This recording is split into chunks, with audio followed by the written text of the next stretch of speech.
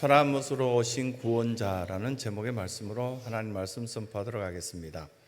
이 교회 가까이에 수많은 식당들이 있습니다. 근데 우리 교인들이 좀 이렇게 친숙한 식당들이 몇 군데 있습니다. 그런데 독특하게도 그분들 다 이모라고 부릅니다. 지금 이렇게 보면 같이 이렇게 식당에 그냥 간단한 식사를 하려고 쑥 들어갔는데 보니까 집사님들이 이모 우리들이 왔어요 라고 이야기합니다. 도대체 이모가 몇 명이야 뭐 이런 생각도 들지만 친숙하다는 것이 굉장히 좋습니다. 그런데 이렇게 보면 복음을 좀 선포해서 그들도 예수 그리스도의 자녀가 되었으면 좋겠다라는 마음이 이 마음속 깊이 있게 갖고 있죠. 근데 이렇게 식탁에 뚝 둘러앉았을 때 보면은 조그마한 식당이니까요. 그 식탁의 위에 있는 앞에 있는 손님들이 나가고 난 뒤에 치우지 못한 그릇들이 쭉 늘려져 있으면 교인들이 막 치우기 시작합니다. 어떻게 저렇게 집에서도 하기 싫어하는 것들을 이모라고 부르면서 그 식당에 있는 그릇들을 치워주고 우리 네 사람요 이렇게 말하면 주인은 다 알아듣고 어떤 메뉴를 먹을지도 묻지도 않고 4인분이 나옵니다. 참 신기하다 이런 생각도 가끔씩 하지만 친숙한 그 속에 이 초라함도 넘어서는 모습들을 보고 자랑스럽다라는 생각을 가질 때 있습니다. 이 초라함에 대한 메시지를 오늘 함께 나누려고 하는데요. 초라한 모습으로 우리가 나타나는 것 다 싫어합니다. 갑자기 누군가가 찾아왔을 때 여자분들은 얼른 이렇게 보면 남자들 보고 나가보라 그럽니다. 왜 당신이 나가지? 그렇게 말하면 머리가 지금 안 됐어. 그리고 또 화장이 안 됐잖아. 당신이 나가야지. 이렇게 말하는 거. 충분히 이해되는 공감되는 이야기입니다. 그리고 옷도 갈아입어야 되고요. 여러 가지 어떤 바꿔야 될 부분들도 있습니다. 초라한 모습들 다 싫어합니다. 그런데 예수님은 이 땅에 오실 때 초라한 모습으로 오셨습니다. 부활을 앞두고 있는 저와 여러분들이 이 마음속에 초라하기 그지없는 그 준비되어 있지 않는 그 모습들, 그뿐만 아니라 이 초라한 모습들 속에서도 그냥 담대하게 나갈 수 있는 그 사랑스러운 모습들을 귀하게 여기시는 하나님께서는 왜 인간들에게 이러한 마음들을 주셔서 서로 이렇게 보면 격을 지게끔 만드셨을까라는 생각을 해봅니다. 특별한 어떤 대우를 받고 싶고요. 나는 그래도 저 사람하고 조금 달라. 지난주에 그래도 나는 죄를 짓지 않기 위해서 이렇게 애를 쓰고 기도하는 시간들을 갖고 그래서 난 저 사람하고 조금 달라라는 격을 짓고자 하는 그런 마음들이 우리들에겐 다 갖고 있습니다. 상대방으로부터 피해의식을 가질 때 또는 이렇게 상처를 받았을 때 저 사람보다 나는 좀 낫겠지라는 생각을 갖는 특별한 마음을 갖는데 이 또한 성경에서는 우리에게 뭐라고 말씀하시냐면 교만한 마음이다. 특별한 어떤 심리를 갖고 있지만 하나님께서 보실 때 우리 모두는 다 사랑받아야 될 대상이다. 그렇게 표현하고 있습니다. 그뿐만 아니라 우리는 더 친숙하게 교회 와서 나를 인정받고 싶은 마음들 이런 어떤 믿음의 태도를 다 있습니다. 하지만 그것보다는 하나님께서 이렇게 우리에게 종료주의를 맞이해서 예수님을 맞이하는 우리 태도들 가운데 하나님 나라의 백성이라는 것을 잊지 말라 그렇게 말씀하시면서 초라하게 다가오신 그 예수님의 뜻을 우리는 발견해야 될 필요성을 말씀 가운데 교훈하시는 겁니다. 갈릴리에서 예루살렘까지 350km 이상을 걸어왔다면 어떤 느낌이겠습니까? 피곤에 지쳐 있는 어떤 이 상태 속에서 제자들뿐만 아니라 예수님을 따르고 싶고 예수님을 만나고 싶고 예수님을 만나야 되는 수많은 성도들이 그 가운데도 있었다는 겁니다.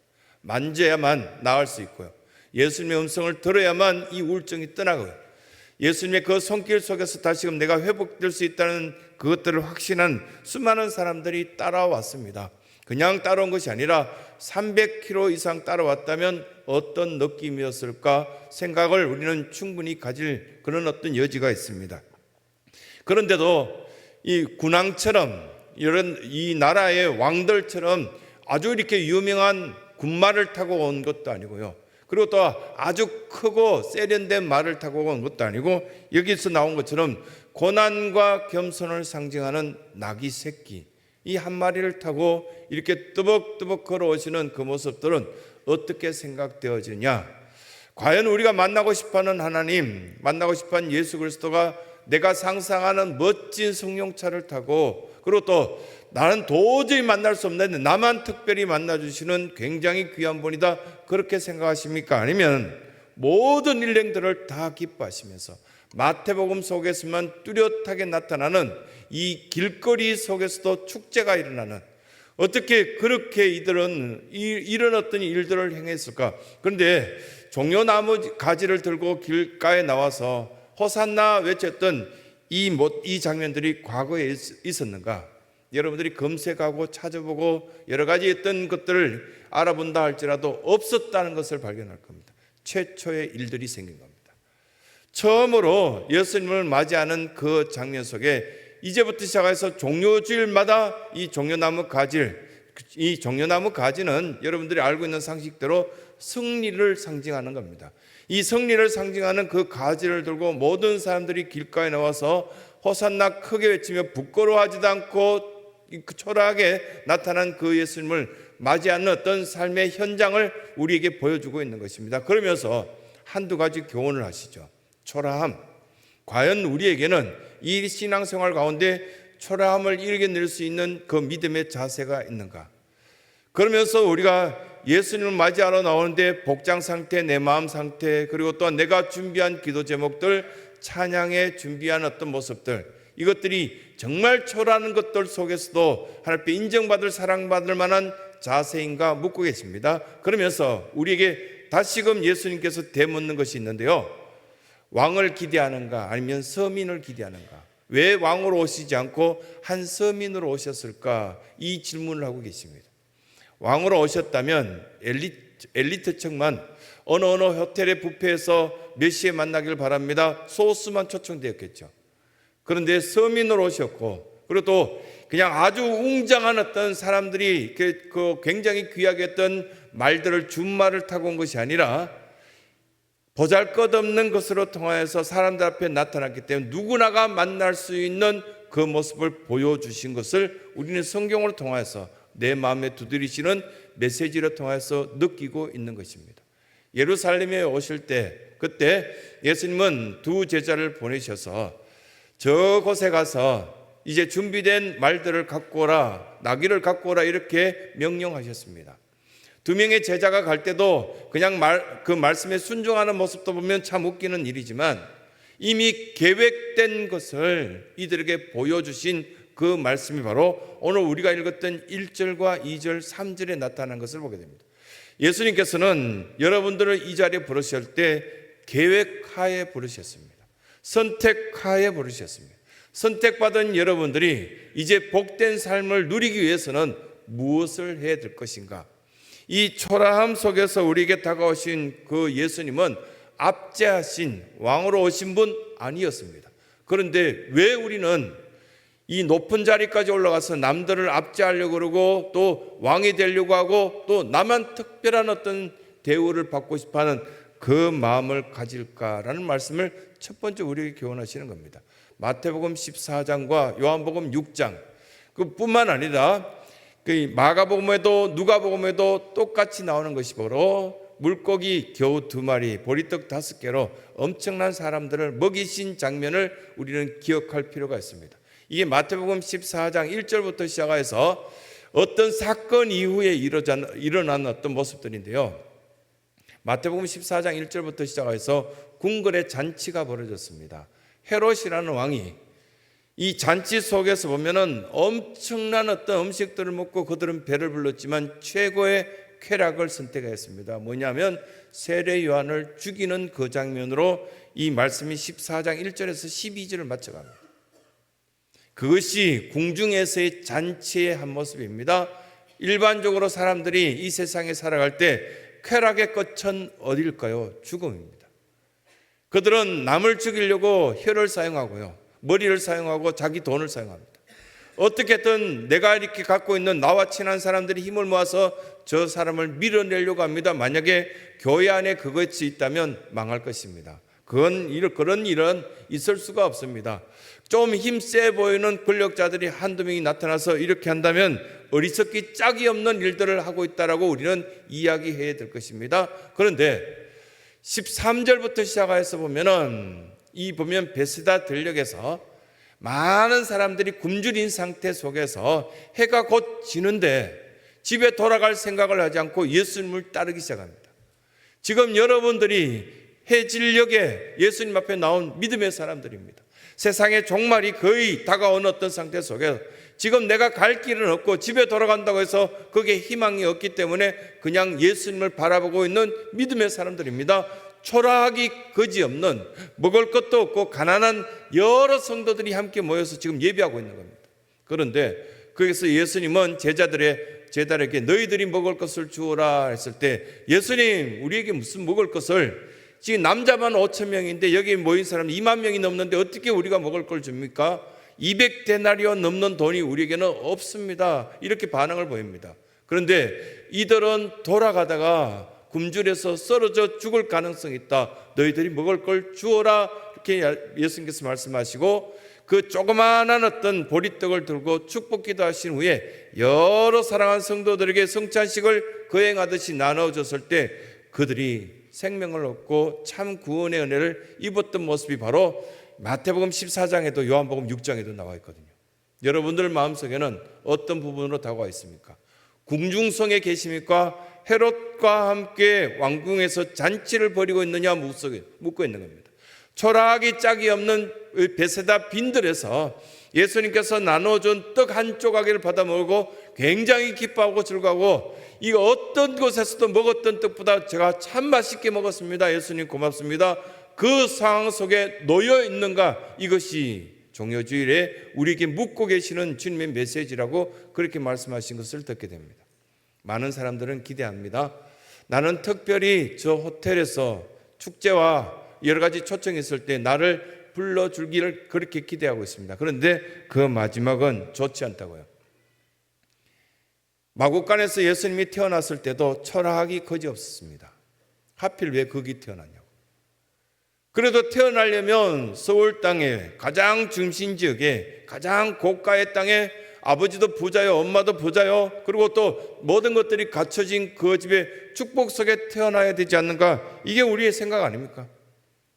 그래도 이미 이왕이면 신앙생활 할 때면 메이커화된 아주 대형 교회에서 멋지게 가방 하나 들고 그 교회에서 나눠준 그 가방을 자랑스럽게 들고 다니는 그 신앙 상태를 우리는 생각하고 있을 것인데 초라함이 주는 은혜가 있다는 사실을 이 종려주일에 우리에게 말씀하시며 여러분 초라함 속에서도 생명력이 있다면 귀하게 하나님 자녀답게 복이 있는 모습이 드러나게 될 것이다. 그 말씀을 우리에게 하시는 것을 보게 됩니다. 두 번째는요, 이 초라함이 새로운 구원의 방법을 말씀하고 있다는 것입니다.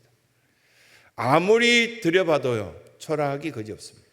영광스러운 것이 없습니다. 그런데 많은 사람들이 나는 좀 영광스러워졌으면 좋겠다 해서 약간 더 배운 학부를 자랑하고요, 조금 더 가진 재물을 자랑하고요, 그리고 나는 다른 사람들과 달리 내가 이런 것들을 한다 이렇게 자랑합니다. 하나님 보시기에도 굉장히 우스꽝스럽습니다. 나귀를 타고 왔든 아니면 군마를 멋진 것을 타고 왔든 비슷해 보입니다. 얼마 가지 못합니다. 그걸 타고 얼마나 가겠습니까? 여기에서 거리를 이렇게 계산해 보니까 약 2km에서 3km였습니다.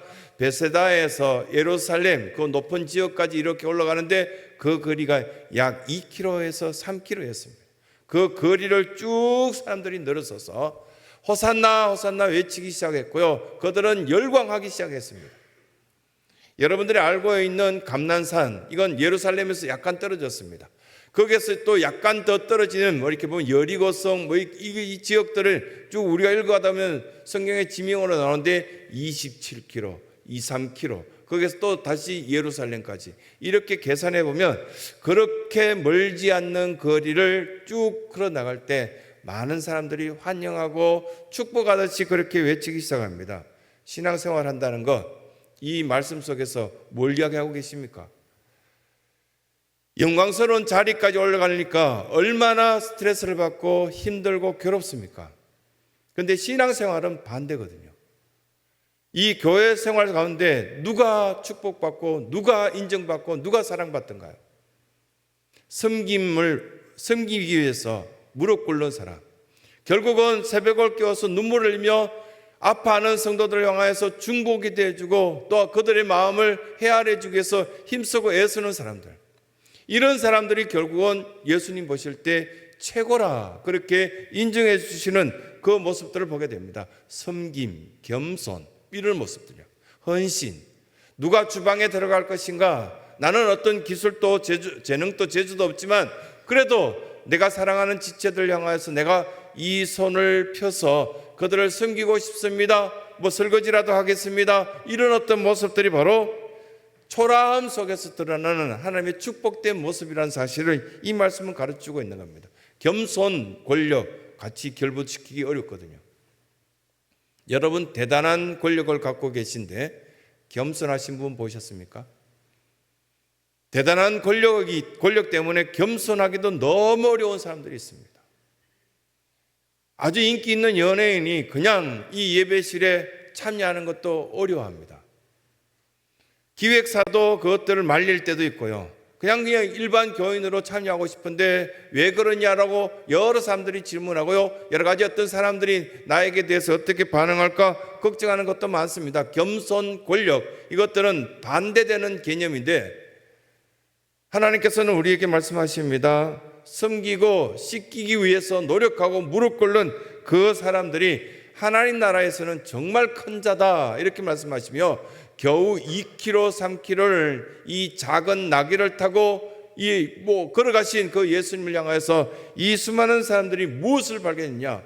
초라하기 그지없는 그 사람 속에, 그분 속에 영광이 드러난 것을 우리는 함께 보지 않느냐 이렇게 말씀하고 있습니다. 그러고 난 뒤에 예루살렘 그 예배의 처소에 도착했을 때 무엇이 준비되어 있냐면 희생양을 드리기 위해서 25만 마리의 양이 준비되어 있었고요. 그리고 그 예루살렘 성벽 전체를 둘러싸고 있는 유대인들이 유월절을 지키기 위해서 이때 당시에 모였던 추산되는 어떤 인원이 250만 명이 넘었다고 합니다. 조그마한 동네에 250만 명이 모여서 예수님이 걸어오는 것을 보고 호산나 외치며 난리를 치기 시작했습니다.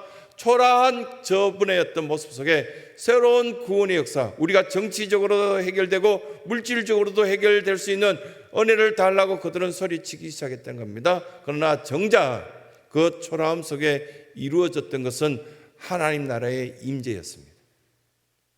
우리는 부활주의를 이렇게 준비하면서 무엇을 기대하고 어떤 것을 소원해야 될 것인가?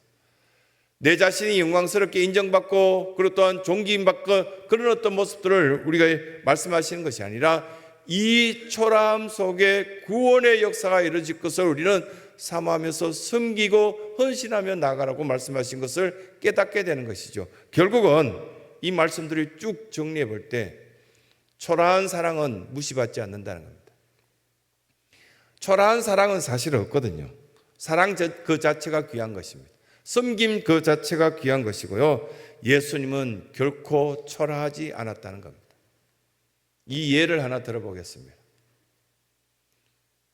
또 식당 이야기를 예를 들어서 죄송한데요. 이 교회 근처에 교인들하고 점심시간에 봉사하다가 같이 식사하러 갔는데요. 젊은이 4명이 이렇게 쭈르륵 앉았는데 거기 식당에 조그마한 식당이다 보니까요. 아주머니 한 분이 그냥 혼자서 식당 주인이 다 했는데 이 식당이 조그만한데도 자꾸 잘 되니까요. 이제 아르바이트를 하시는 아주머니 한 분을 쓰게 되었습니다. 근데 그 시간당 얼마를 받고 일하시는 그분이 이 동네 주민이었고요. 도와주려고 왔고 그런데 그 4명 중에 한 명이 이 도와주러 온 아주머니의 아들이었던 거예요. 그냥 모르죠, 우리는 누군지. 4명이 쪼르르 앉아 있는데 자기 엄마가 이렇게 서빙한다고 음식을 들고 왔다 갔다 막 하니까요. 대부분 다 창피하게 생각하니까 모른 척 합니다. 그런데 그 아들이 대단한 것을 보여주었습니다. 자기 엄마가 아르바이트 하러 와서 왔다 갔다 하는 것을 창피하게 초라하게 생각하지 않고 벌떡 일어나더니 지나가는 엄마의 손을 딱 붙잡고요. 자기 친구 3명에게 우리 엄마야 이렇게 이야기했습니다. 그랬더니 그 거만해 보였던 청년 3명이 벌떡 일어나서 어머니 반갑습니다 웃으면서 인사하는 모습을 보고 정말 자랑스러웠습니다. 정말 예뻐 보였습니다. 어떻습니까? 교회가 창피합니까? 예수 그리스도가 창피합니까? 끊임없이 우리는 복음을 자랑해야 됨에도 불구하고 그 한 청년이 하는 행동을 보고 마음속에 여러 가지 것들이 생각나기 시작했습니다. 우리는 식당에서 기도하는 모습도 창피해야 하고요. 내가 예수 그리스도를 믿는 것을 부끄러워하는 그 장면 속에서 왜 초라한 예수 그리스도를 더 초라하게 만드는가? 그 아들이 자랑스러워하는 그 어머니를 통하여서 그 엄마가 그냥 한 시간에 얼마를 받고 여기서 일하지만 굉장히 멋있고 자랑스럽다는 그 어머니를 바꿔진 현장을 보았습니다. 초라한 또 부활절을 맞이하겠습니다. 초라한 신앙 속에서 또 다른 어떤 모습들의 흔적도 없이 사라진 그 모습을 우리가 발견하겠습니까? 오늘 우리는 찬송가 151장을 찬송했거든요. 만왕의 왕께서 이 찬송을 불렀을 때 우리는 참 감격스럽게 불렀던 여러 성도들도 있을 것입니다. 그런데요, 이 찬송가가 일제 치하 속에서는 못 부르겠습니다. 우리는 다 천왕을 찬송해야 되는데, 천왕을 우리가 믿고 따라야 되는데 어떻게 또 다른 만왕의 왕이 있단 말인가? 그래서 이 찬송가 위에 어떤 명령이 있었는지 여기 계신 분들 아무도 모르세요. 근데 기록에 뭐라고 나와 있었냐면 31장 찬송가를 이 151장 위에 붙이라고 명령을 했답니다. 일제가. 그래서 모든 교회마다 어쩔 수 없으니까요, 다 붙였습니다. 붙인 다음에 어떻게 됐을까요? 더 열심히 불렀죠. 제가 아는 우리 예수대 회원들은요, 박자 상관없습니다. 그냥 모든 찬양을 4분의 4박자로 부를 수 있는 능력을 갖고 계십니다. 그런데 또 한 번 부르고 두 번 부르고 10번 불러도 안 지치신 분들입니다. 한 번은 이제 과천 동물원에 딱 버스에 딱 다 내리시더니 버스에 빙빙 도시면서 춤추면서 찬송가를 부르는데 사순절 찬송가를 저희 춤으로 변화시킬 수 있는 건가? 이렇게 하시는 분들이 예수대원들이 있거든요. 근데 안 부끄러웠어요. 자랑스러웠어요. 찬송가 부르면서 춤출 수도 있구나. 얼마나 자랑스러웠어요. 막 행복해 하시고. 그런데요, 이 일제 치하 속에서 만왕의 왕께서 왜 고초당했나? 이 찬송가를 못 부르고 했는데도 못 부르게 다른 찬송가를 그 위에 덧붙이게 만들었지만 우리 교인들은 끊임없이 이 찬송을 부르면서 왜 고초당했을까? 왜 고난당했을까? 왜 제가 또 오늘 또 나는 그를 부인하고 모른다고 말하고 도망다니고 그렇게 살까라는 고백을 했다는 사실입니다. 고백할 고알고 힘백, 하얗게 순수한 모습으로 나의 이 신앙을 고백하겠습니다. 그렇게 우리 민족들은, 우리의 사랑하는 성도들은 그렇게 신앙을 고백하며 살았던 흔적이 있습니다. 로마서 10장 10절에 보면 사람이 마음으로 믿어 의에 이르고 입으로 시인하여 구원에 이르느니라. 그 다음 절수와 다음 절수 13절에 가면은 이 누구든지 주의 이름을 믿는 자는 구원에 이르느니라 라는 말씀을 쭉 하시면서 누구든지 주의 이름을 부르는 여러분들이 또 초라한 모습 속에서 이렇게 살고 저렇게 사는 여러 가지 흔적들이 있다 할지라도 세상 사람들은 톨스토이 작품 속에 나오는 바보 이반처럼 그렇게 우리를 무시한다 할지라도 결국은 그 톨스토이가 셋째 아들 바보 이반이 가장 사랑받고 가장 승리의 기쁨을 누렸다라는 이야기를 쭉 전개하는 것들을 보는 것들을 여러분들이 알고 계시지 않습니까? 그러므로 오늘도 이 종료주의를 맞이하는 이 한 주뿐만 아니라 평생의 신앙생활 가운데 초라한 모습 속에서도 하나님의 영광이 충분히 드러나고 여러분들이 초라한 모습으로 오신 그 구원자를 우리는 버리지도 않고 외면하지도 않고 끝까지 섬기며 함께 나아가겠노라고 결단할 수 있는 귀한 믿음의 성도들의 삶이 되시길 간절히 소원합니다.